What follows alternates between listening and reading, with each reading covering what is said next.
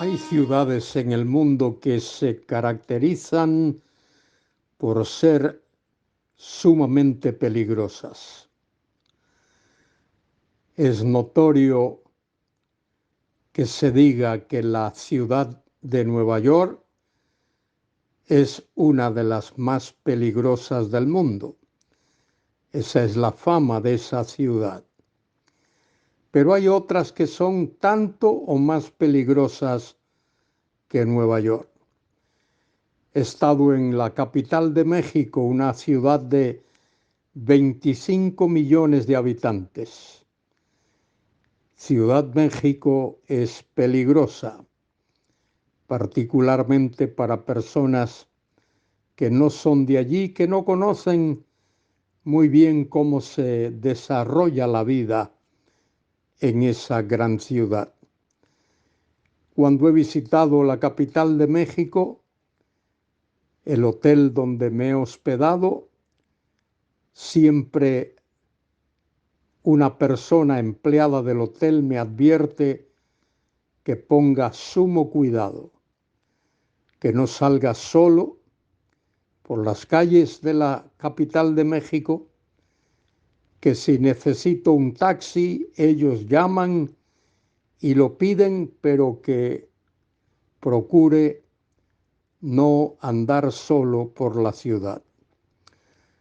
Hay otras ciudades como Chicago, Detroit,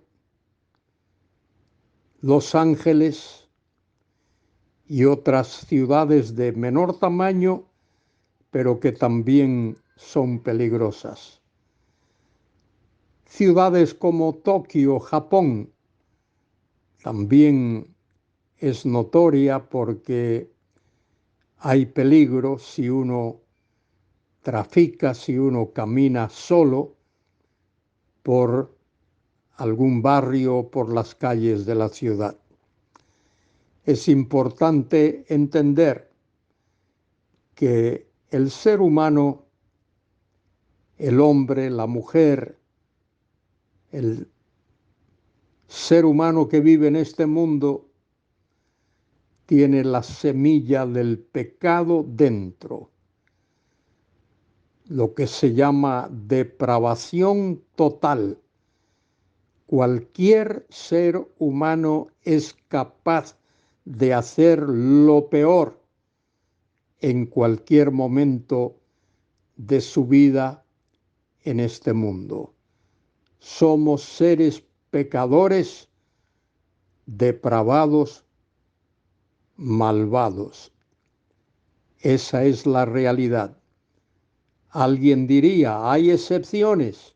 Seguramente habrá excepciones, pero la mayoría de los habitantes de este mundo, porque tenemos la semilla del pecado dentro, tenemos también la violencia y la maldad y el engaño dentro de nuestro propio ser. Soy Luis Carballosa.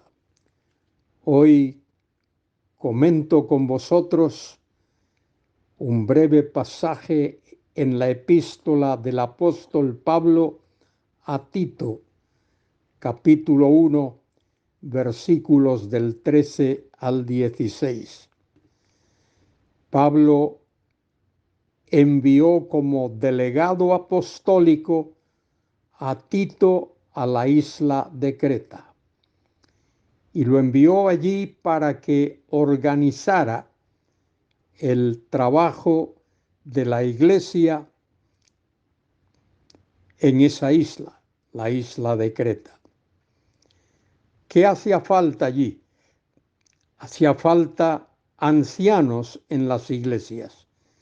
Y esto es lo que Pablo dice o escribe a Tito en el capítulo 1, versículo 5, y luego da las características que deben reinar, que deben poseer esos hombres designados como ancianos. Allí en Creta, como en Muchas de las ciudades de aquellos tiempos había mucha herejía y muchos problemas, muchas dificultades.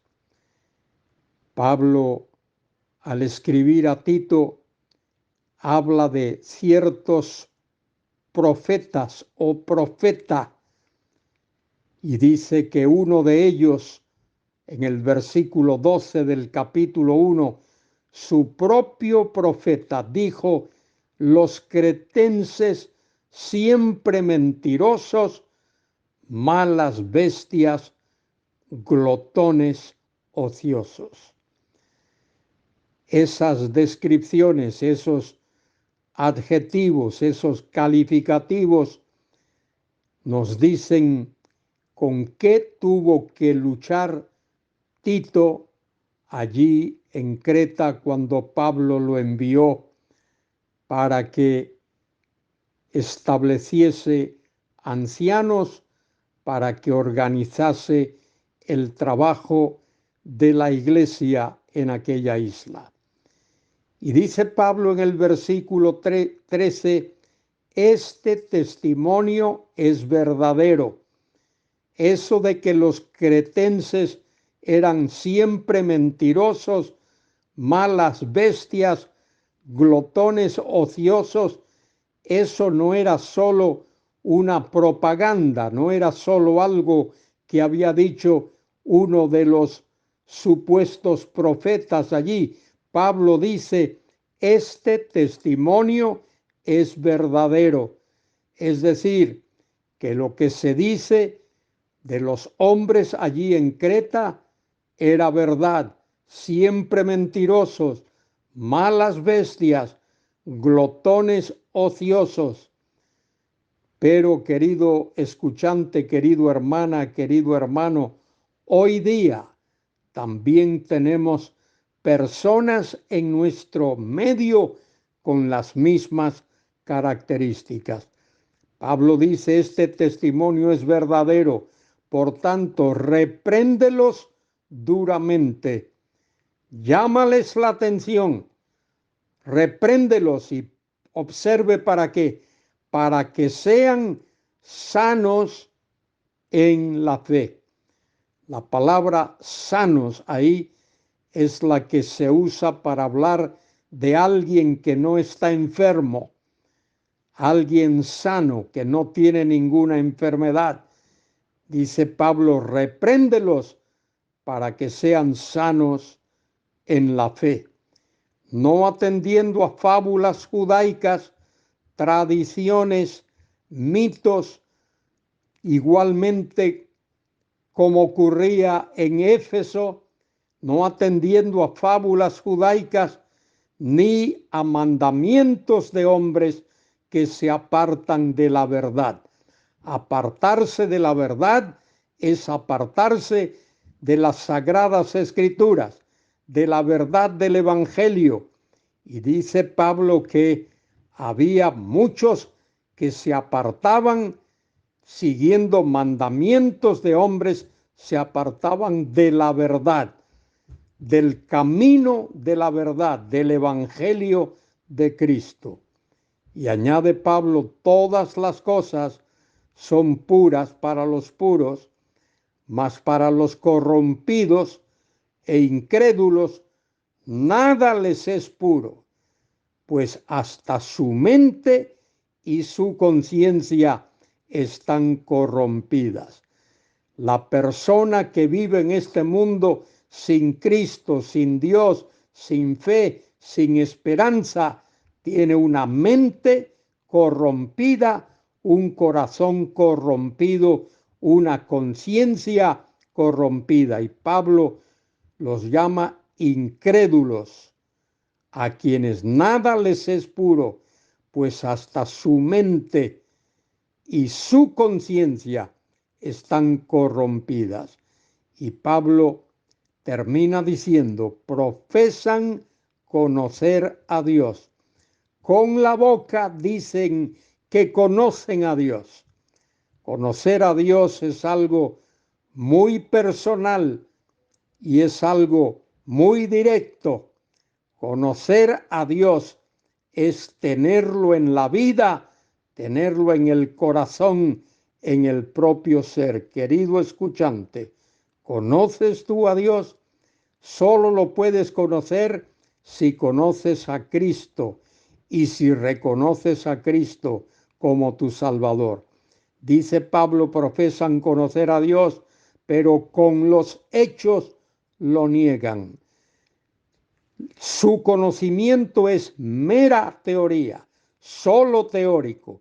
Profesan conocer a Dios, pero con los hechos lo niegan, siendo abominables y rebeldes, reprobados, es decir, han fracasado el examen, como cuando uno va a la universidad o a la escuela y toma un examen y lo fracasa, es desaprobado, dice Pablo, siendo abominables y rebeldes, reprobados en cuanto a toda buena obra.